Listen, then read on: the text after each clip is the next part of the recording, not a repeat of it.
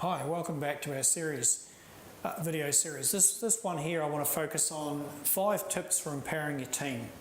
And there's different ways, and we've some of the earlier videos have talked about setting up the right culture, etc. All of these things do contribute, so I'd recommend checking out some of those earlier videos.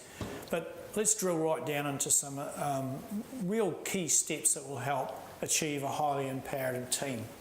So clearly, we have to instill a culture of communication. If we're not talking amongst ourselves, then things are going to fall through the cracks and critical things can get missed.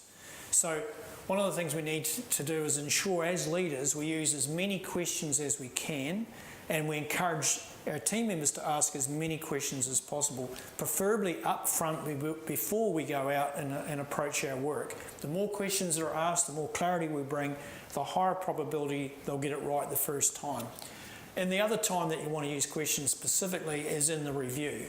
So if you're not already reviewing post, at the end of each day or the end of each week, then that's a practice that you want to add as well. Next one, 2, help team members be clear on their purpose. Sometimes you've got to make this part of your normal conversation and reiterate it in different ways. But if people are very clear on the purpose, they can go out there and deliver on it. So get that really clear, and that involves conversations. It involves coaching conversations along the way, and constantly reinforce that, and people will stay on track and deliver the expectations. Next thing is, this is my belief, absolutely refuse to micromanage. Micromanage doesn't actually help anybody. It really frustrates people, certainly high achievers. High performers get really frustrated, and you'll turn the power of the team off rather than turning the power of the team on. So, first of all, hire the right people. If you don't get a choice about hiring the right people, certainly develop the people to be the people they can be and deliver on the outcomes. And this is what you can do through your coaching. All your conversations should be coaching. Every time you're engaging with your team, you should be coaching. Good coaches use questions. Questions. Powerful questions help empower and provide those clear expectations about what you require, what they can deliver, and a discussion about how you bring those two together in a reasonable time frame. The next one, involve team members in the decision making. And this is a bit like the micromanaging point here, is don't provide all the solutions. Even if you do know them, encourage them to come from your team. Demonstrate your confidence in them through asking the right questions, and when they get it right, encourage them and say, yep, I sign off on that, that's really great.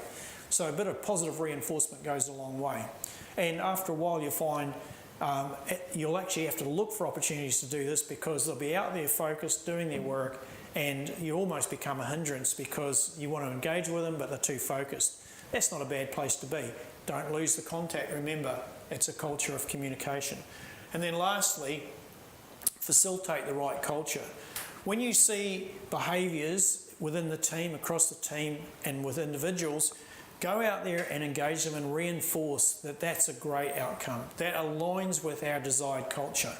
It's a quick conversation, it's a well done type of conversation. And remember, every one of your team members is different, and they'll probably need that feedback in different ways. Some people will need very specific feedback about what it was that they did right. Others will just need a general tap on the shoulder, so to speak.